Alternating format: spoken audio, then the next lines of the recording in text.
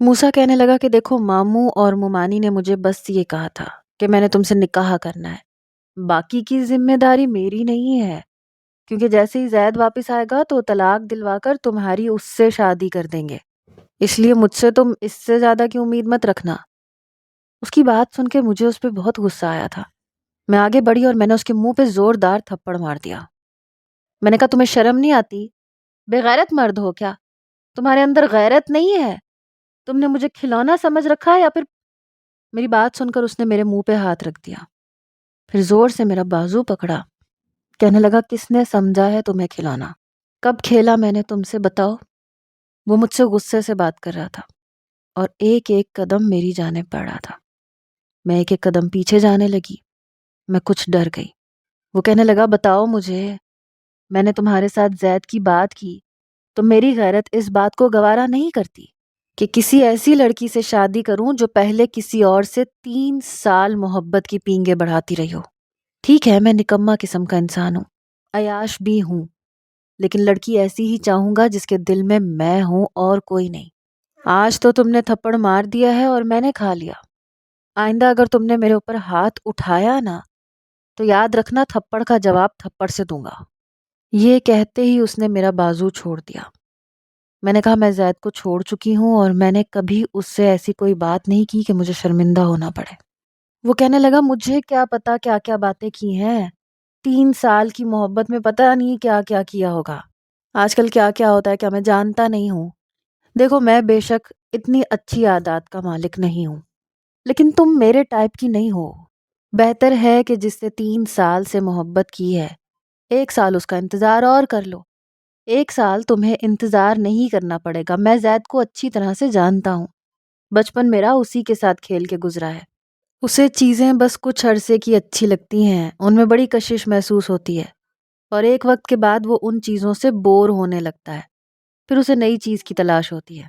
جب تم سے محبت کرتا تھا تو طوفانی محبت کرتا تھا، مجھ سے ساری باتیں کرتا تھا کہ میں اینی کے بغیر مر جاؤں گا، تباہ ہو جاؤں گا، یہ ہو جائے گا، وہ ہو جائے گا، فلاں کر دوں گا۔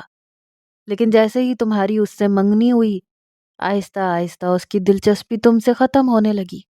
ہو سکتا ہے منگنی کے بعد تم دونوں کے بیچ کچھ ایسی اینکی پینکی ہوئی ہو جس سے اس کی تم سے دلچسپی ختم ہو گئی۔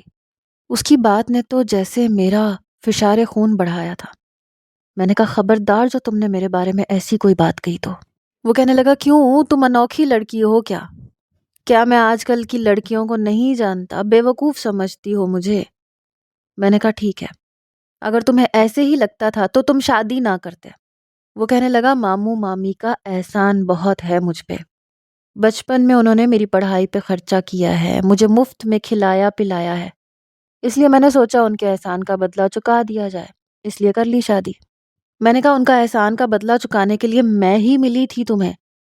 وہ کہنے لگا ہاں، کیونکہ ان کے بیٹے کی محبت تم تھی، پھر تمہاری شادی اگر اس وقت نہ ہوتی تو تمہارے باپ کی عزت کا جنازہ اٹھ جاتا، تمہاری دہلیز پر دوبارہ کوئی بارات نہیں آتی، وغیرہ وغیرہ۔ انہیں تمہاری عزت کا بڑا خیال تھا، اس لیے میں نے سوچا ٹھیک ہے کوئی مسئلہ نہیں، سچ پوچھو تو میں نے تم پہ احسان کیا ہے، اس لیے میری بیوی بننے کی کوشش دوبارہ مت کرنا۔ میں نے کہا ٹھیک ہے۔ اپنے کمرے میں آ کر میں بہت روئی تھی، اپنا آپ بے وقت لگ رہا تھا۔ شام کو جب اپنی نیند پوری کر کے اٹھا تو کچن میں جا کے اس نے دیکھا میں نے کچھ بھی نہیں پکایا تھا۔ میں اپنے کمرے میں ہی بیٹھ کے روتی رہی۔ وہ میرے کمرے میں آ گیا، پہلے تو مجھے دیکھ کے کچھ چپ سا ہوا کیونکہ رو رو کے میری آنکھیں سوجی ہوئی تھیں۔ پھر کہنے لگا اب کھانے کا کیا پروگرام ہے؟ میں نے کہا جب تک تم مجھے بیوی نہیں مانتے تو میں تمہارے کام کیوں کروں؟ کہنے لگا اوکے نو پرابلم۔ یہ کہہ کے وہ کچن میں چلا گیا۔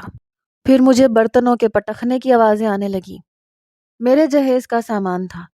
میں فوراً سے تیز قدم چلتی ہوئی کچن میں گئی، جب تک وہ 5 منٹ کے اندر اندر ساری شیلفیں بھر چکا تھا۔ کئی انڈوں کے چھلکے پڑے ہوئے تھے، کہیں پیاز جل گئے تھے۔ وہ میرے نان سٹک فرائی پین میں اسٹیل کا چمچ بڑے زور زور سے چلا کے انڈا پکا رہا تھا۔ میں نے کہا یہ تم کیا کر رہے ہو؟ تمہیں کسی نے یہ نہیں بتایا کہ نان سٹک میں اسٹیل کا چمچ نہیں مارتے؟ اس کا سارا نان سٹک اتر جائے گا، ہٹو پیچھے۔ میں نے اسے پیچھے کیا۔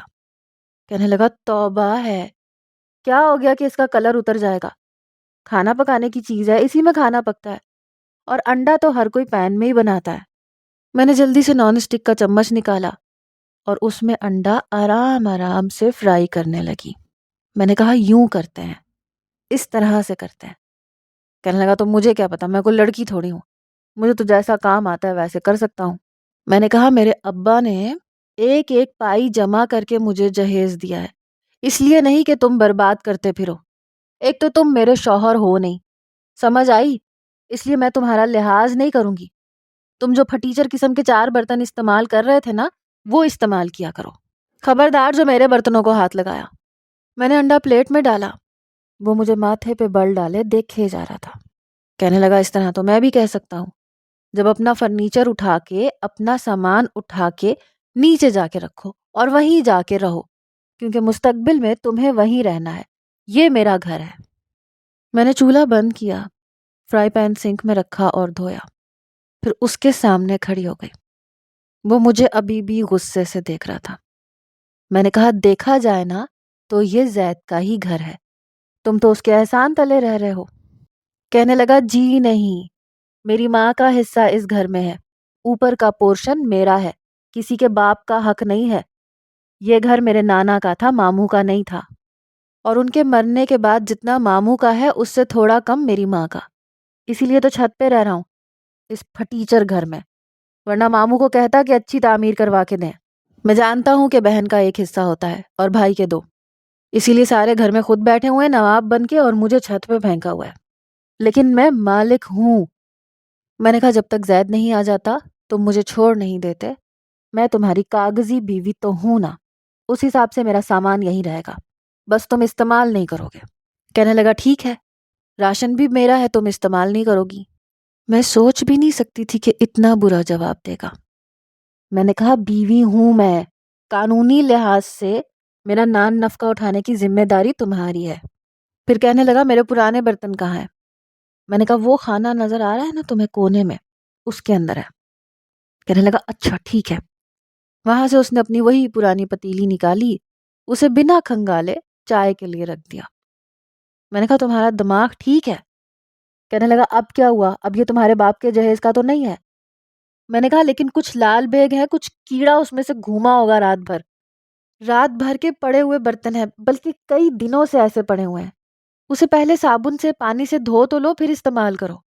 کہنے لگا کیوں، ایسے استعمال کرنے میں کیا ہوگا؟ میں نے کہا جراثیم ہوتے ہیں، پتہ نہیں تم کیسے رہتے ہو، کیسے کھا پی لیتے ہو۔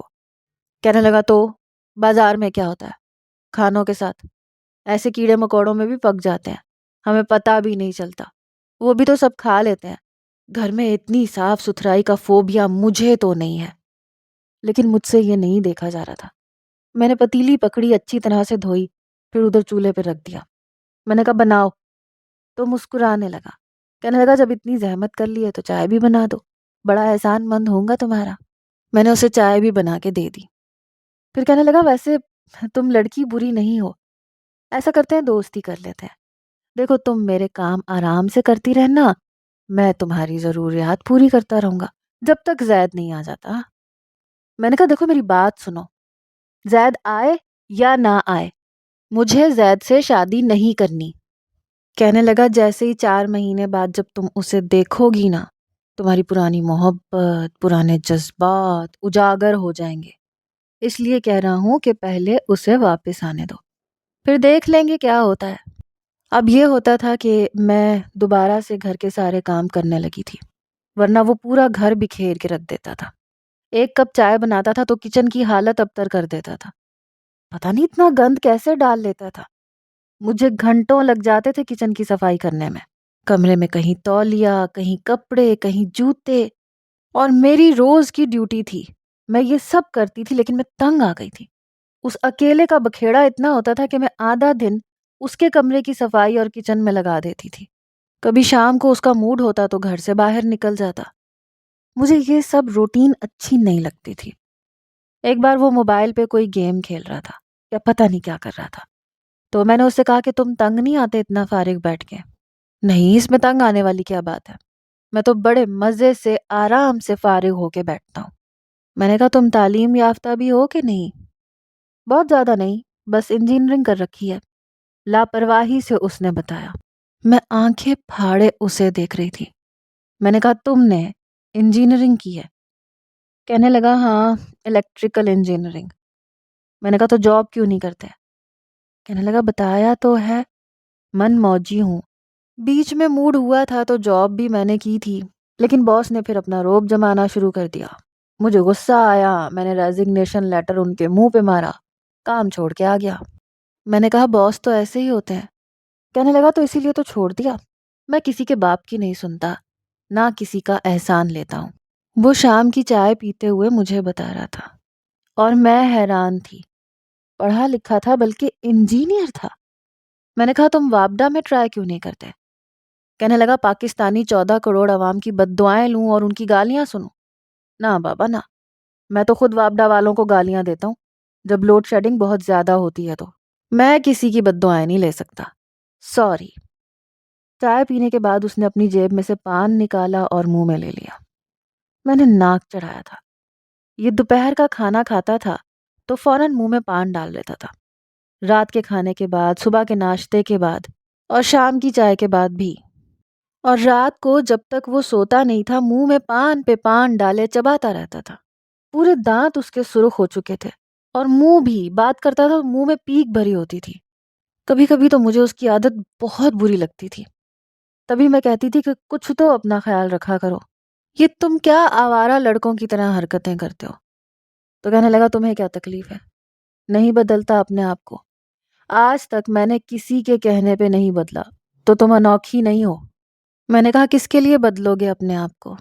اپنی بیوی کے لیے جسے مجھے چھوڑ کے اپنانا ہوگا۔ میں تو تمہاری انچاہی بیوی ہوں، جسے تم بڑے چاؤ کے ساتھ لے کے آؤ گے، اس کے لیے بدلو گے کیا؟ وہ کہنے لگا اس کے لیے بھی نہیں بدلوں گا۔ کہنے لگا وہ مجھے ویسے ہی اپنائے گی جیسے میں ہوں، جیسے میں نے آج تک کبھی تمہیں بدلنے کی کوشش نہیں کی، کبھی یہ نہیں کہا کہ میری پسند میں ڈھل جاؤ، جیسا مجھے اچھا لگتا ہے ویسا کرو، ویسے اسے بھی نہیں کہوں گا۔ مجھے اچھا نہیں لگتا اپنے لیے کسی سے یہ کہوں کہ وہ اپنی شخصیت کو مسخ کر کے میرے رنگ میں ڈھل جائے، اور اسی طرح مجھے یہ بھی اچھا نہیں لگتا کہ میں دوسروں کے کہنے پہ اپنے آپ کو بدل لوں۔ میں جیسا ہوں مجھے اس پر کوئی اعتراض نہیں ہے، مجھے برا نہیں لگتا، مجھے تو ایسے ہی اچھا لگتا ہے۔ میں نے کہا ٹھیک ہے۔ اب میں یہ کرتی تھی کہ اسے ٹوکتی نہیں تھی، اس کے بکھیڑے اٹھا دیتی تھی، اسے یہ نہیں کہتی تھی کہ تم اپنے آپ کو بدلتے کیوں نہیں ہو، کیونکہ اس نے بھی یہ کبھی نہیں کہا تھا۔ میں یہ تو نہیں کہتی کہ مجھے اس سے محبت ہو گئی تھی، ہاں لیکن ہماری اچھی بانڈنگ ہو گئی تھی، ہم ہنستے تھے، باتیں کرتے تھے، کبھی کبھی وہ مجھے سمندر لے جاتا تھا، کبھی کہتا تھا کہ ڈھابے پہ کھانا کھاتے ہیں۔ میں نے کہا نہیں، میں نہیں کھاؤں گی، ان کے برتن دھلے ہوئے بھی نہیں ہوتے اور گندے پانی سے دھوتے ہیں، دیکھ نہیں رہے کیسے پسینہ بہہ بہہ کے کڑاہی میں جا رہا ہے، میں نہیں کھاؤں گی۔ مجھے کراہیت کا احساس ہوا تھا۔ کہنے لگا تم تو پاگل ہو گئی ہو، بیچاروں کی محنت کا خون پسینہ ہے، اگر کڑاہی میں ڈل رہا ہے تو ہو سکتا ہے اسی کا ٹیسٹ ہو، تبھی تو دیکھو لوگ کیسے مجمع کی صورت میں بیٹھے کھا رہے ہیں۔ میں نے کہا تم نے کھانا ہے تو کھاؤ، میں نہیں کھاؤں گی، مجھے کراہیت ہوتی ہے۔ وہ کہنے لگا 5 اسٹار ہوٹل کے کچن میں جا کے دیکھو، ان کے بھی یہی حال ہوتا ہے، ان کا بھی پسینہ بہہ کے سالن میں ہی ڈل رہا ہوتا ہے، لیکن وہ بڑے اچھے طریقے سے پیش کرتے ہیں، اے سی والا ہال ہوتا ہے، صاف ستھرے ویٹرز ہوتے ہیں، شیشے کی پلیٹیں ہوتی ہیں، اس لیے تم لوگ سمجھتے ہو کہ صفائی بھی ویسی ہی ہے۔ ارے کچن کا یہی حال ہوتا ہے جو ان ڈھابوں کا ہے۔ یہ لوگ ہماری طرح سادے ہیں، یہ اپنا اندر چھپاتے نہیں ہیں۔ کہنے لگا تمہیں یقین نہیں آتا تو ایک 5 اسٹار ہوٹل کا شیف میرا دوست ہے، میں دکھاؤں گا کہ کھانا کس طرح پکاتے ہیں۔ کہنے لگا چلو تمہیں برنس روڈ کی چاٹ کھلاتا ہوں، بڑی مشہور ہے۔ میں نے آج سے پہلے برنس روڈ کا صرف نام سنا تھا۔ میں اس کے ساتھ چلی گئی، لیکن جس چاٹ کے ٹھیلے پہ وہ مجھے لے کے آیا تھا، دیکھ کے میرا جی مت لانے لگا، مکھیاں ہی مکھیاں، اور چاٹ بنانے والے کے کپڑے بھی غلیظ تھے، انہی ہاتھوں سے ادھر ادھر جا کے وہ پلیٹیں بنا رہا تھا، آستینوں سے اپنے ماتھے پہ آنے والا پسینہ پونچھ رہا تھا، منہ میں اس نے بھی ایسے ہی پان دبا رکھا تھا۔ پتہ نہیں لوگ کیسے کھا رہے تھے، بہت رش تھا۔ جب موسیٰ نے کہا کہ 2 پلیٹ چاٹ کے لگا دو اور چاچا مست مسالہ ڈالنا کھٹے کے ساتھ، اچھا جی چاچا نے کہا، اور پھر اس نے جالی دار کپڑے سے مکھیاں اڑائیں اور وہ جالی دار کپڑا پیچھے کیا، دہی اور چنے، آلو، نہ جانے کیا کیا ڈالتا رہا، بڑی اسپیڈ کے ساتھ اپنا منہ بھی چلا رہا تھا جو پان سے بھرا ہوا تھا۔ اس کے گندے ہاتھ اور گندا طریقہ دیکھ کے میں سوچ چکی تھی کہ چاٹ نہیں کھاؤں گی۔ اس نے 2 پلیٹیں چاٹ کی موسیٰ کو پکڑائیں، پھر کہنے لگا عیش کرو۔ میں چند قدم پیچھے ہٹی۔ کہنے لگا کیا ہوا؟ میں نے کہا مجھے نہیں پتا تھا تم مجھے یہاں لے کے آؤ گے، تم نے دیکھا نا کتنے گندے ہاتھوں سے یہ چاٹ بنا رہا ہے، ہاتھ تک نہیں دھوئے اس نے۔ وہ کہنے لگا ایک دفعہ کھا کے تو دیکھو، بھول جاؤ گی 5 اسٹار ہوٹل کے کھانے۔ میں نے کہا نہیں، میں نہیں کھاؤں گی۔ کہنے لگا میری خاطر بھی نہیں۔ پہلی بار اس نے ایسا کوئی جملہ بولا تھا اور مجھے بڑی لگاوٹ سے دیکھ رہا تھا۔ پتہ نہیں کیوں لیکن میں انکار نہیں کر سکی۔ میں نے پلیٹ پکڑ لی۔ میرے پلیٹ پکڑنے پہ اس نے مسکرا کے مجھے دیکھا، لیکن جیسے ہی میں نے پہلا چمچ منہ میں ڈالا تو میرے 14 طبق روشن ہو گئے۔ اتنی مرچیں اور اتنا کھٹا کہ مجھے کھانسی آنے لگی۔ وہ فٹافٹ سے میری کمر سے لانے لگا۔ میں نے کہا موسیٰ اس میں بہت مرچیں ہیں، بہت مرچیں ہیں۔ ایک ہی چمچ سے میری ناک سے، آنکھوں سے پانی نکلنے لگا۔ موسیٰ جلدی سے اسی چاٹ والے سے کہنے لگا چاچا پانی کا گلاس دینا۔ اس نے فٹافٹ سے ایک ڈرم سے گلاس میں پانی نکالا اور موسیٰ کو دیا۔ پلاسٹک کا گلاس تھا۔ اگر کوئی اور موقع ہوتا تو میں کبھی اس سے پانی نہ پیتی، لیکن اس وقت مجھے مرچیں بہت لگ رہی تھیں۔ میں نے فٹافٹ سے پانی پی لیا۔ ٹھیک ہے میں ایک مڈل کلاس سے تعلق رکھتی تھی، لیکن ہماری فیملی ویل اسٹیبلش تھی۔ ہم بہت امیر کبیر نہیں تھے، لیکن آج تک میں نے کبھی ڈھابوں سے کھانا نہیں کھایا تھا، نہ ہی کبھی چنے کی چاٹ ٹھیلے سے کھائی تھی۔ ابو ہمیں مہینے میں 1 یا 2 بار ہوٹلنگ ضرور کرواتے تھے، لیکن ہم ایک اچھے ہوٹل میں کھانا کھاتے تھے اور اچھا کھانا کھاتے تھے۔ میری آنکھوں سے پانی نکلے جا رہا تھا۔ میں نے دوپٹے سے صاف کیا تو کہنے لگا توبہ ہے لڑکی، تمہیں تو کھانا بھی نہیں آتا۔ اس نے اپنی پلیٹ مجھے پکڑائی۔ پہلے تم نے مرچیں وغیرہ مکس بھی نہیں کی تھی اور کھانا شروع کر دیا۔ اب میں نے یہ تو نہیں کہا تھا کہ میری خاطر بنا مکس کے کھا لو۔ اتنی محبت مت کرو مجھ سے۔ پتہ نہیں مذاق اڑانے کے لیے کہہ رہا تھا یا پھر یوں ہی بات کر رہا تھا، لیکن میں کچھ شرمندہ ہو گئی۔ اس نے ساری مرچیں چاٹ میں مکس کی، پھر مجھے پکڑا دی۔ کہنے لگا اب کھاؤ۔ میں نے پلیٹ پکڑ لی اس کے ہاتھ سے، کھانے لگی۔ اس بار ٹیسٹ اچھا تھا، مزے کا تھا۔ میں نے نوٹ کیا کہ چاٹ کھاتے ہوئے وہ مجھے گاہے بگاہے دیکھ رہا تھا۔ اس کی نظریں پہلی بار میری دھڑکنوں کو منتشر کر رہی تھیں۔ دل ایک الگ ہی لے میں دھڑک رہا تھا۔ حالانکہ مرچیں تیز تھیں پھر بھی میں ساری چاٹ کھا گئی۔ میں نہیں جانتی تھی کہ مرچیں برداشت کرنے سے میرا چہرہ سرخ ہو رہا ہے۔ پھر وہ مجھے گنے والے کے پاس لے گیا۔ جوس کے 2 گلاسز اس نے لیے، ایک میری طرف بڑھا دیا۔ کہنے لگا یہ پی لو، مرچیں کم ہو جائیں گی۔ میں نے کہا نہیں مجھے نہیں لگ رہی مرچیں۔ تو کہنے لگا تو پھر چہرہ میری باتوں کو سن کے شرم سے سرخ ہو رہا ہے۔ میں نے ایسا تو کچھ نہیں کہا کہ تم میری باتوں سے بلش کرنے لگو۔ پتہ نہیں آج اسے کیا ہوا تھا، پہلے تو کبھی ایسے نہیں کرتا تھا۔ میں نے کہا نہیں ایسی تو بات نہیں ہے۔ کہنے لگا مجھے پتا ہے کہ ایسی بات نہیں ہے، تمہیں مرچیں لگ رہی ہیں، ٹھیک ہو جاؤ گی۔ میں نے گنے کے رس کا پورا گلاس پی لیا۔ واقعی مرچیں اب نہیں لگ رہی تھیں۔ میں اپنے باپ کے ساتھ، اپنی فیملی کے ساتھ کئی بار ہوٹلز میں گئی تھی، انجوائے بھی کرتے تھے، لیکن آج پہلی بار موسیٰ کے ساتھ جا کے مجھے بہت اچھا لگا تھا۔ میں ہر عام جگہ پر گئی تھی، وہ مجھے کبھی کسی خاص جگہ پہ لے کے نہیں جاتا تھا۔ بھٹا بھی کھلایا، گول گپے بھی، ہر وہ چیز جو عام طور پہ ملتی ہے، یہاں تک کہ چائے بھی کوئٹہ ہوٹل کی پلائی تھی۔ ہم جب واپس آئے تو صحن میں اٹیچی کیس پڑے تھے۔ جیسے ہی موسیٰ نے اٹیچی دیکھا تو پہلی بار اس نے میری کلائی پکڑی اور مجھے اوپر لے گیا۔ میں ابھی سوچ ہی رہی تھی کہ یہ نیچے کے پورشن میں کون آیا ہے، تبھی مجھے زید کی آواز سنائی دی۔ میں وہیں ٹھٹک کے کھڑی ہو گئی۔ ابھی اسے گئے ہوئے صرف 3 مہینے ہوئے تھے اور اب وہ واپس بھی آ گیا تھا۔ وہ لڑ رہا تھا، چلا رہا تھا اپنے ماں باپ کے اوپر کہ آپ نے اس کی شادی کس لیے موسیٰ سے کی ہے، کیا سمجھ کے کی ہے، اور میں تو اس کی آواز سن کے جیسے پتھر کی ہو گئی تھی۔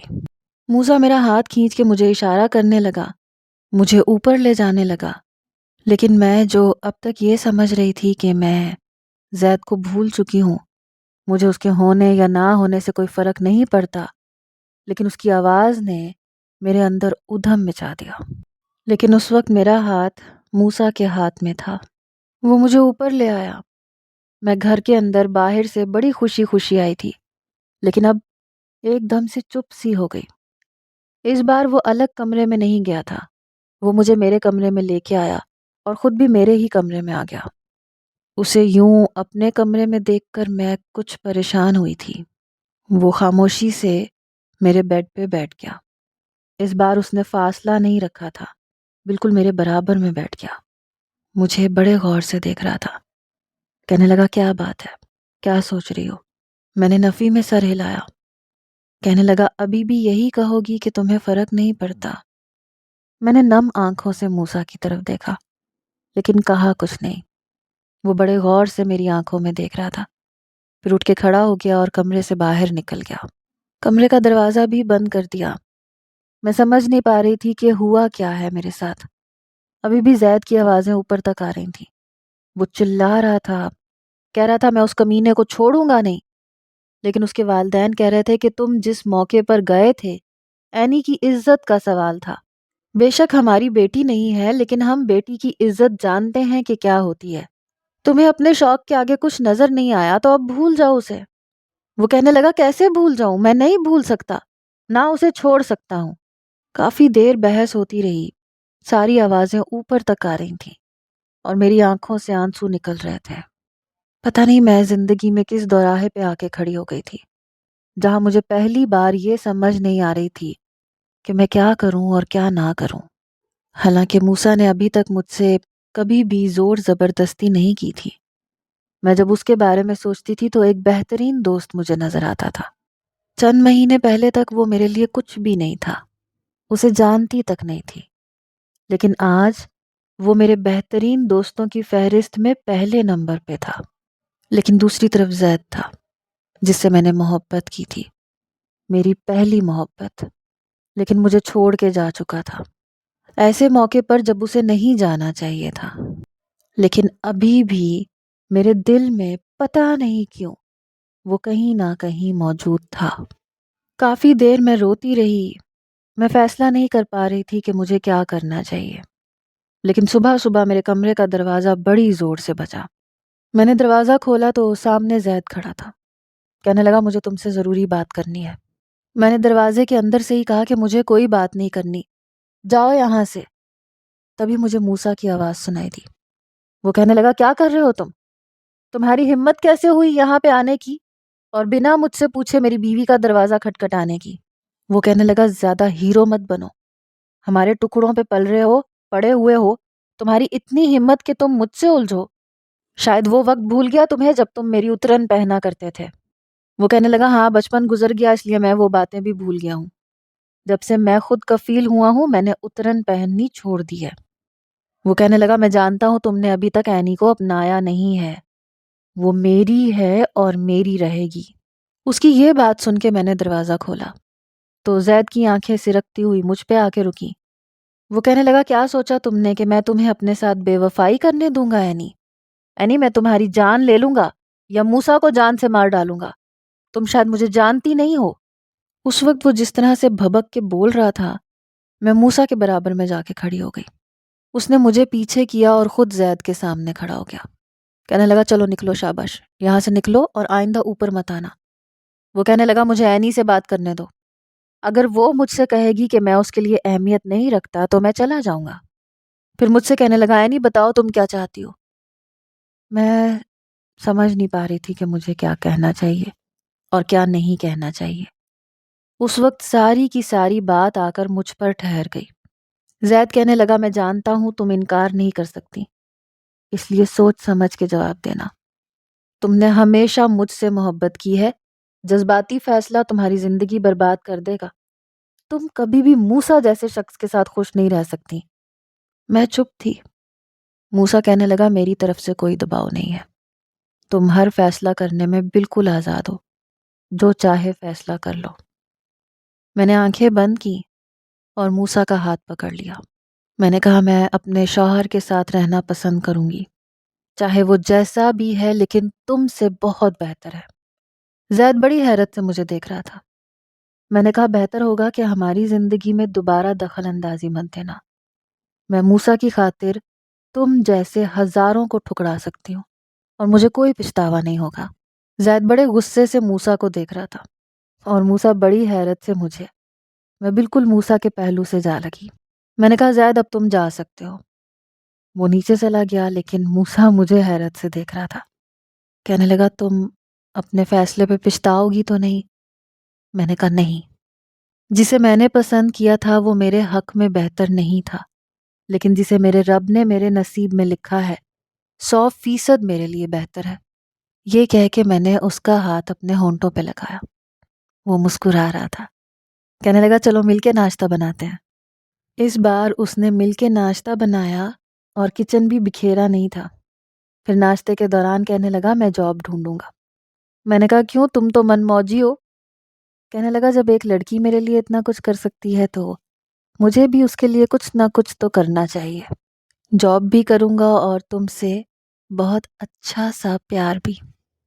اس کی بات سن کر میں نے شرم سے نظریں جھکائی تھیں اور وہ مسکرا رہا تھا۔ کہنے لگا بڑی اچھی لگتی ہو اس طرح سے۔